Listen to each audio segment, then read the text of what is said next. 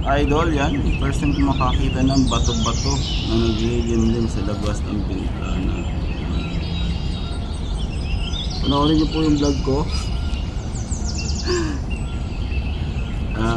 Batangas Birds, yan. Napunta sa city ko yung bato-bato. Ang galing. Naitlog na siya. Naglilimlim.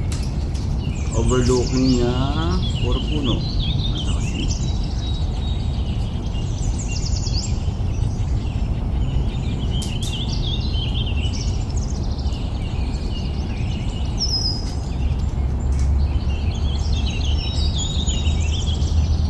Alam mo ba kung anong tawag sa ibon na to, sir? Sa amin tawag ito bato-bato. Bato-bato yan, sir. Ito yung bait na naman dito. Sanay na sila.